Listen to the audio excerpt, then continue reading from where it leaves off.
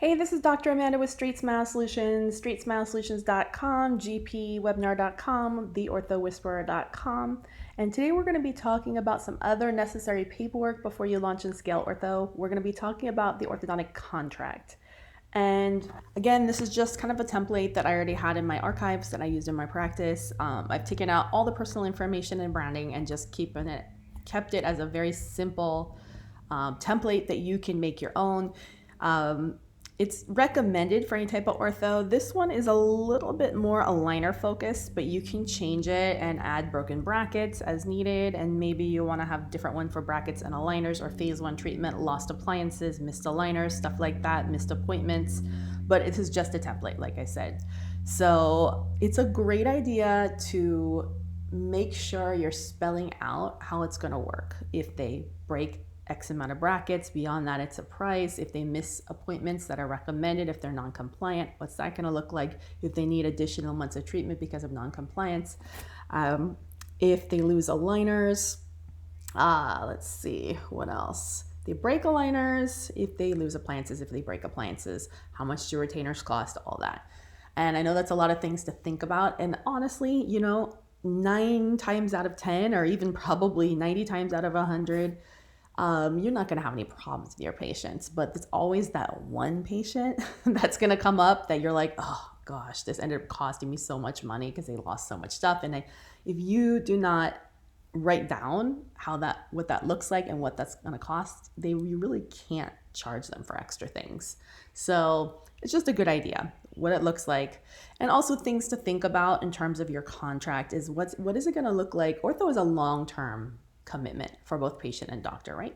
So what's it going to look like if the patient needs to move or if they choose to discontinue treatment? I mean, with most things within dentistry, it's like, it's a procedure and they come once or twice and it's done, right? You come, you get your crown prep, you get your crown delivery. So that's pretty easy. But ortho is long term. It could be 6 months, 12 months, 18 months, 24 months, sometimes even longer.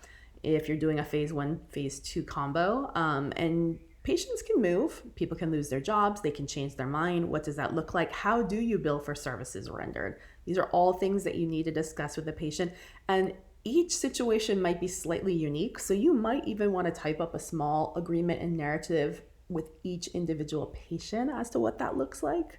Other things to think about, let's say you do an aligner patient and they decide, let's say you white label aligner and they want to switch to Invisalign. What is that upgrade going to look like? What is the fee for that going to be? What if they want to switch to braces? What is that fee going to be? What if you say they need to switch to braces because they're being non-compliant? What is that fee going to look like?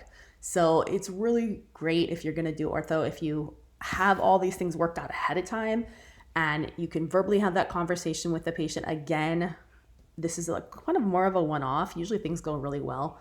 But once that one-off happens, you're going to want to protect yourself just so it doesn't happen again. It also depends on your patient population. Are they litigious?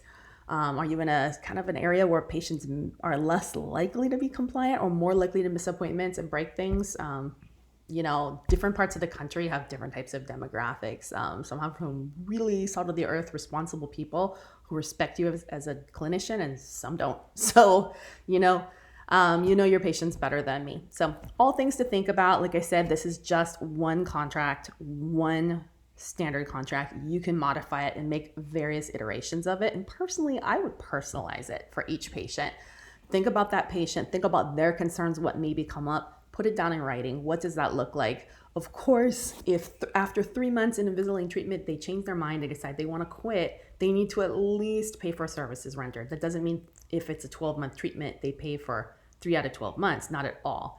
They need to pay for the lab fee plus services rendered, and you need to write out what that looks like. Now, I always hesitate to write the lab fee because if they know your lab fee is $1,873 and you're charging them $5,000, they're going to be like, huh?